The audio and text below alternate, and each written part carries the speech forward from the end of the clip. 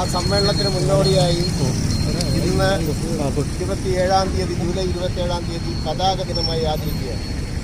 നമ്മുടെ ബ്രാഞ്ച് കമ്മിറ്റികൾ മുതൽ ജില്ലാ കമ്മിറ്റി വരെ എല്ലാ സ്ഥലത്തും പതാക ദിനം ആചരിക്കണമെന്നാണ് പാർട്ടി തീരുമാനിച്ചിട്ടുള്ളത്. അതുപോലെ തന്നെ ഇന്ന് പാർട്ടിയുടെ ജില്ലാ സമ്മേളന സ്വസംഘ ഓഫീസിൻ്റെ മുന്നിൽ നമ്മുടെ ദേശീയ കൗൺസിൽ അംഗം മന്ത്രിയുമായ GR അനിൽ അവിടെ പതാക ഉയർത്തുകയാണ്. അതുപോലെ തന്നെ ജില്ലാ കൗൺസിൽ ഓഫീസിൽ പാർട്ടി ജില്ലാ സെക്രട്ടറി പതാക ഉയർത്തുകയാണ്.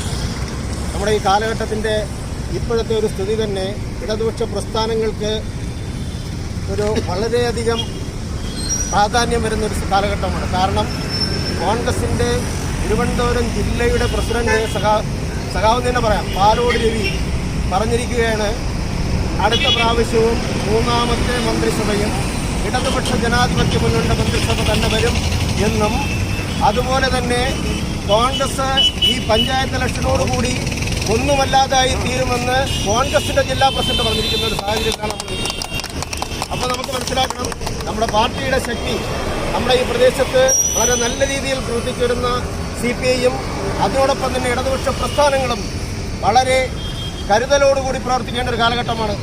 ഇന്ന് നമ്മുടെ എതിരാളി എന്ന് പറയുന്ന ശക്തി തന്നെ നമ്മൾ വരുമെന്ന് ആദ്യമേ പറഞ്ഞു കഴിഞ്ഞു.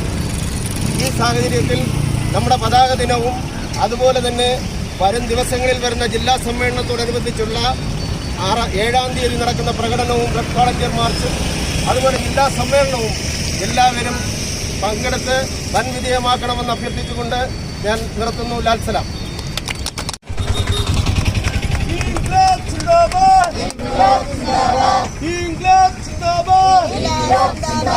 ജില്ലാ